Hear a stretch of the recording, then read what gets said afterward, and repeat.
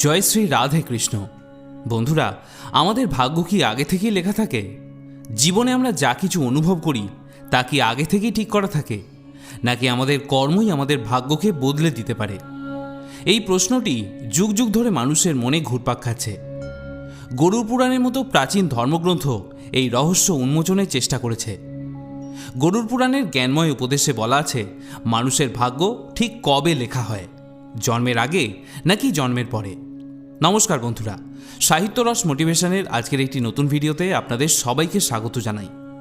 আজ আমরা গরুড় পুরাণের সেই জ্ঞান ভরা কথাগুলো সহজভাবে বোঝার চেষ্টা করব। কিন্তু তার আগে বলে দিই যে এই ভিডিওটি কখনোই অর্ধেক দেখে বন্ধ করবেন না, কারণ এটি এমন এক জ্ঞান যা আপনার জীবনের সাথে গভীরভাবে যুক্ত। গরুড় পুরাণের এই রহস্য জানার পর আপনার জীবনের সমস্ত লোভ, ক্রোধ, মোহ এবং দুঃখের অবসান ঘটতে পারে। শ্রীকৃষ্ণ বলেছেন, কখনোই গরুড় পুরাণের কথা অর্ধেক শোনা উচিত নয়, কারণ অর্ধেক জ্ঞান সবথেকে বিপজ্জনক। অর্ধেক জ্ঞান সবসময় বিষের মতো ক্ষতিকারক। তাই আপনাদের কাছে আমার অনুরোধ, এই ভিডিওটিকে অবশ্যই শেষ পর্যন্ত দেখুন এবং কমেন্ট সেকশানে জয় শ্রীকৃষ্ণ লিখে ভগবানের প্রতি আপনার কৃতজ্ঞতা প্রকাশ করুন। এতে আপনার জীবনের সকল দুঃখের অবসান ঘটবে। এবার আসুন জেনে নেওয়া যাক গরুড় পুরাণে শ্রীকৃষ্ণ কি বলেছেন। তিনি জানান, মানুষের জীবনে যা কিছু ঘটে তা জন্মের আগেই নির্ধারিত থাকে, সেটিকে কেউই এড়াতে পারে না।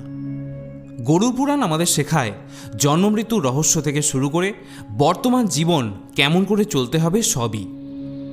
আজ আমরা একটি কাহিনীর মাধ্যমে জানব, আমাদের ভাগ্য জন্মের আগে লেখা হয় নাকি জন্মের পরে। এই কাহিনী গরুড় পুরাণে বর্ণিত, যা শ্রীকৃষ্ণ নিজে দেবর্ষি নারদকে বলেছিলেন। এক সময়ের কথা, দ্বারকা নগরীতে শ্রীকৃষ্ণ তার ঐশ্বর্যময় আসনে বসে আছেন। ঠিক তখনই দেবর্ষি নারদ নারায়ণ নারায়ণ জপ করতে করতে তার কাছে এলেন।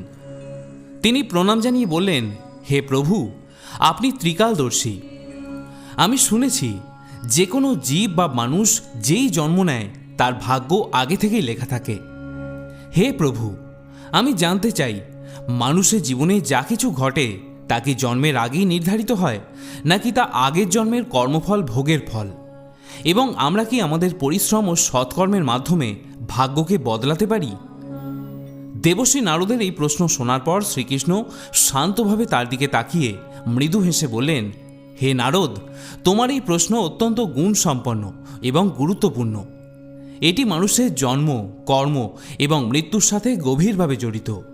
হে নারদ, আমি তোমাকে একটি কাহিনী শোনাব, যা শুধু তোমার প্রশ্নেরই উত্তর দেবে না, বরং প্রতিটি মানুষের জন্য হবে এক সতর্কবার্তা এবং প্রেরণার উৎস।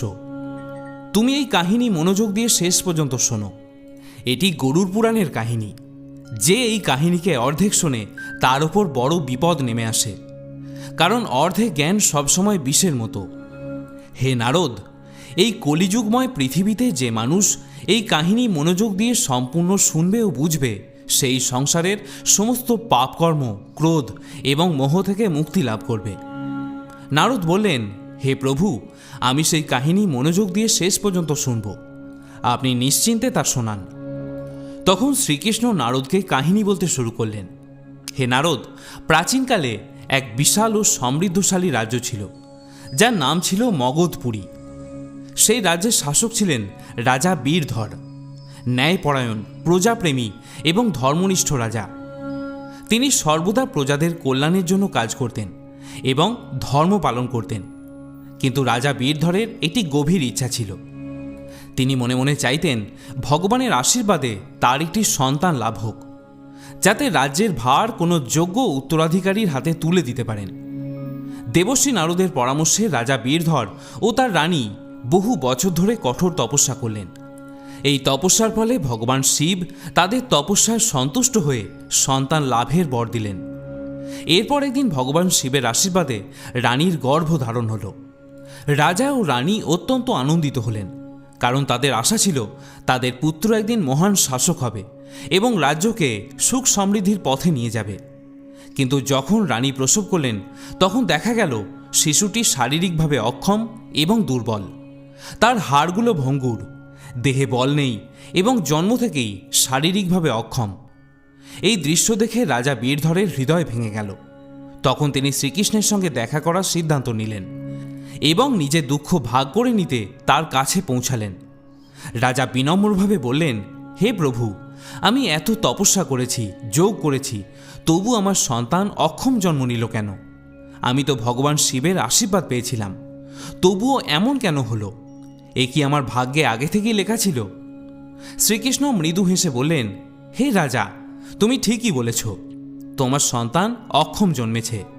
কিন্তু তুমি কি জানো কেন তার জন্ম এভাবে হলো? এটি তোমার পূর্বজন্মের কর্মের ফল।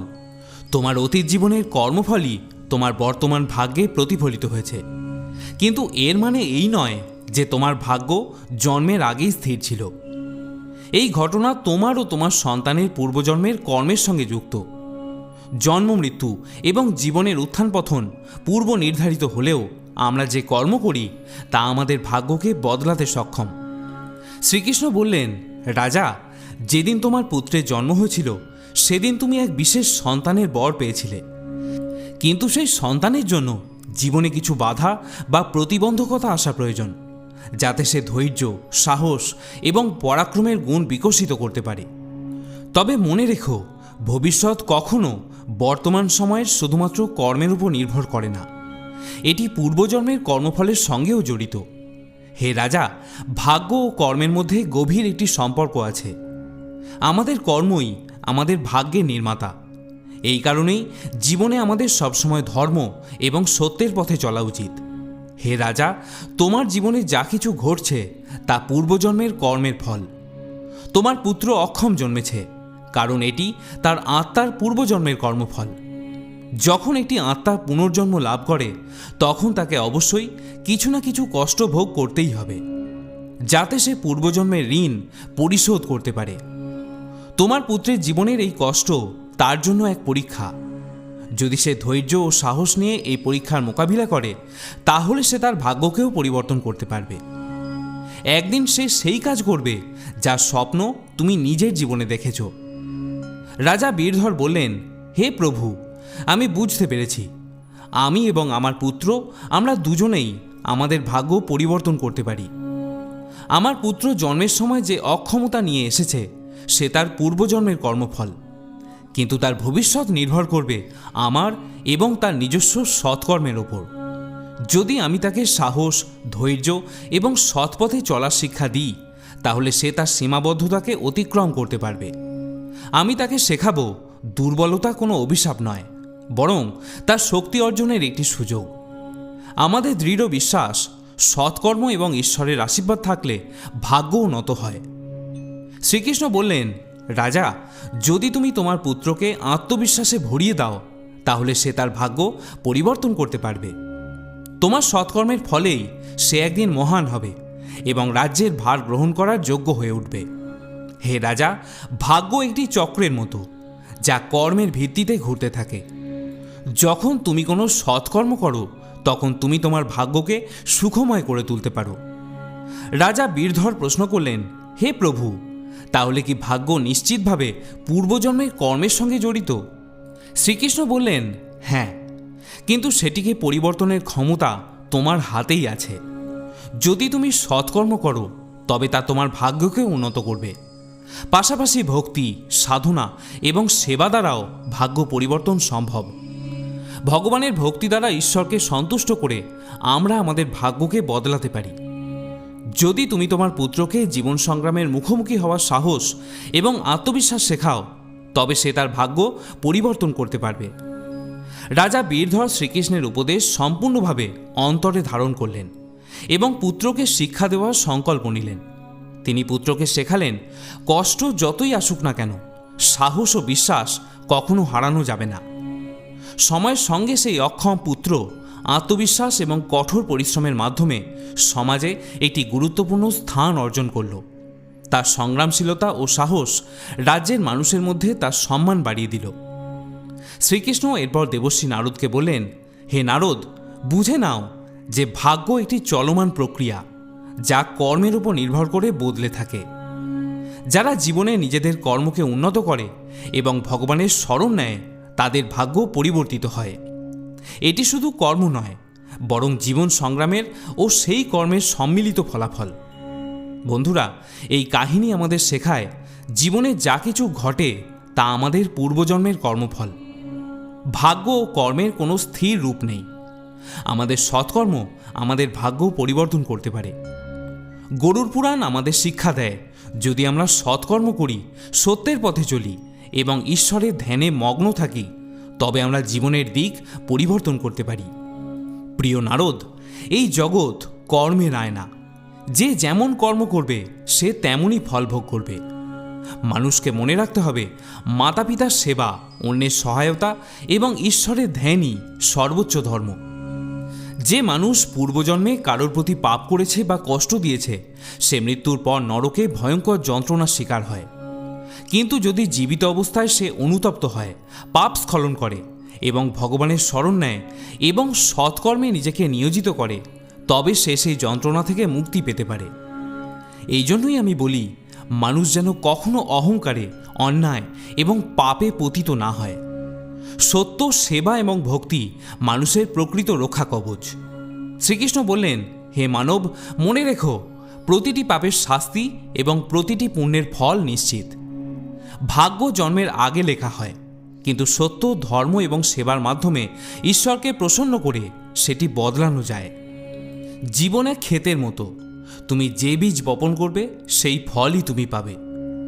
ভালো কাজের বীজ বপন করলে সুখ পাবে, খারাপ কাজ করলে দুঃখ ভোগ করবে। তোমার বর্তমান জীবনের সংগ্রামই তোমার পরবর্তী জন্মের ভাগ্যের ভিত তৈরি করে।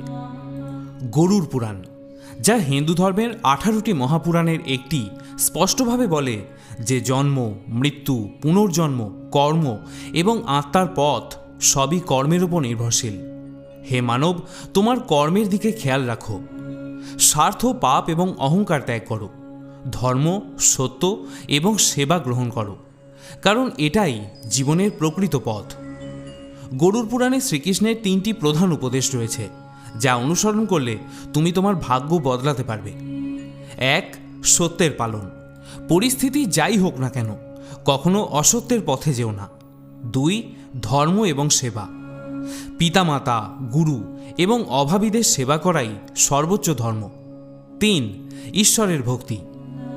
ভক্তির মাধ্যমে ঈশ্বর প্রসন্ন হন এবং কঠিন ভাগ্য বদলে যায়। হে বন্ধু, এই পৃথিবী কর্মে নেয় না। যে যেমন কাজ করবে সে তেমনই ফল পাবে। তাই সৎকর্ম করো, ঈশ্বরকে স্মরণ করো আর তোমার ভাগ্যকে সুন্দর করো। মানুষের জন্ম কোনো বিশেষ উদ্দেশ্যেই হয়। মানুষ তার পূর্বজন্মে যে পাপ করে সেই পাপের ফল এই জন্মেও ভোগ করে, কারণ মানুষের জন্ম থেকে মৃত্যু পর্যন্ত ভাগ্য পূর্বেই নির্ধারিত থাকে। তাই গরুড় পুরাণে শ্রীকৃষ্ণ বলছেন, মানুষকে সবসময় ধর্ম এবং সত্যের পথে চলতে হবে। এতে আমরা পূর্বজন্মের পাপ থেকে রক্ষা পেতে পারি এবং ঈশ্বর ভক্তির মাধ্যমে জীবনকেও বদলাতে পারি। জীবন একটি অমূল্য উপহার, একে কখনো বৃথা যেতে দিও না। সঠিক কর্মধর্ম পালন করলে আমরা আগামী জন্মে আসা অঘটন থেকেও বাঁচতে পারি এবং সমাজ ও বিশ্বের জন্য অনুপ্রেরণা হতে পারি। গরুড় পুরাণে শ্রীকৃষ্ণ বলেছেন, মানুষকে সবসময় তার পিতামাতার সেবা করতে হবে। পিতামাতার চরণেই 3 লোকের স্বর্গ। যারা পিতামাতাকে মানে না বা তাদের সম্মান করে না, তারা শুধু নরকেই যন্ত্রণা ভোগ করে না, বরং পরের জন্মেও প্রচণ্ড বিপদ এবং দুর্ভোগ সহ্য করে। তাদের পাপের ফল জন্মের পর জন্ম ধরে ভোগ করতে হয়। অহংকার মানুষের সবথেকে বড় শত্রু। যার মনে অহংকার ঢুকে যায়, সে তার সৎকর্ম থেকে দূরে সরে যায়। অহংকারী মানুষ জীবনে এমন পথে চলে যায় যেখানে তার প্রাপ্তি হয় শুধু সংকট, আর দুঃখ শেষে তার হাতে কিছুই থাকে না, শুধু অনুশোচনা থেকে যায়। বন্ধুরা, মানুষ শুধু নরকে ভয়ঙ্কর যন্ত্রণা ভোগ করে না, বরং নিজের আসন্ন ভাগ্যকেও নরকের দিকে ঠেলে দেয়। তাই মানুষকে সর্বদা সত্য, ধর্ম এবং প্রেমের অনুভূতি রাখা উচিত। এতে বর্তমান জীবন যেমন সুখী থাকবে, তেমনি ভবিষ্যৎ ভাগ্য আনন্দময় হবে। গরুড় পুরাণ আমাদের শেখায়, এই জীবন আমাদের কর্মের ফল। এই গ্রন্থ আমাদের অনুপ্রেরণা দেয় জীবনে ধর্ম, সত্য এবং পরোপকারকে মেনে চলার। আত্মার মুক্তি এবং আগামী জন্মে উচ্চতর যোনি লাভের জন্য মানুষকে নিজের কর্মের দিকে লক্ষ্য রাখতে হবে। গরুড় পুরাণ হিন্দু ধর্মের মহান ধর্মগ্রন্থগুলির মধ্যে একটি। যা আমাদের জীবনকে সঠিক পথে চালানোর জ্ঞান দেয়। এটি শুধু জীবন এবং মৃত্যুর রহস্যই নয়, বরং মানুষ কিভাবে নিজের জীবনকে সঠিক পথে নিয়ে যেতে পারে তাও ব্যাখ্যা করে। এখানে জন্মমৃত্যু থেকে শুরু করে বর্তমান জীবন কিভাবে কাটাতে হবে সব কিছুরই বিস্তারিত বিবরণ দেওয়া আছে। মানুষের জীবনে যা কিছু ঘটে তা পূর্বজন্মের কর্মফল। গরুড় পুরাণ আমাদের শেখায় ভাগ্য কেবল কর্মের ফল। যদিও ভাগ্য জন্মের আগে লেখা থাকে, কিন্তু আমরা আমাদের কর্ম দ্বারা তাকে পরিবর্তন করতে পারি। বন্ধুরা, জীবন একটি দুর্লভ সুযোগ, যা সঠিক পথে চালিয়ে আমরা আত্মার মোক্ষের দিকে নিয়ে যেতে পারি। তাই গরুড় পুরাণে বলা কথাগুলি মনে রাখুন এবং সত্যের পথে চলুন। এতে ভবিষ্যৎ জীবন আনন্দময় হবে। ভাগ্য এবং কর্ম এক মুদ্রার দুই পিঠ। সুযোগ আসে, কিন্তু তাকে সঠিক পথে নিয়ে যাওয়া আমাদের কর্মের উপর নির্ভর করে। তাই নিজের কর্মকে সঠিক পথে চালান, কারণ ভাগ্য সুযোগ দেয়, কিন্তু সফলতা নির্ভর করে আপনার পরিশ্রমের ওপর। যদি এই ভিডিওটি আপনার ভালো লেগে থাকে তাহলে ভিডিওটিতে অবশ্যই একটি লাইক করার অনুরোধ রইল। তার সাথে কমেন্টে একবার অবশ্যই লিখুন জয় শ্রীকৃষ্ণ। সকলে ভালো থাকুন, সুস্থ থাকুন। পরম কল্যাণময় জগদীশ্বরের কৃপায় আপনার জীবন আরও সুন্দর ও সার্থক হয়ে উঠুক। রাধে রাধে।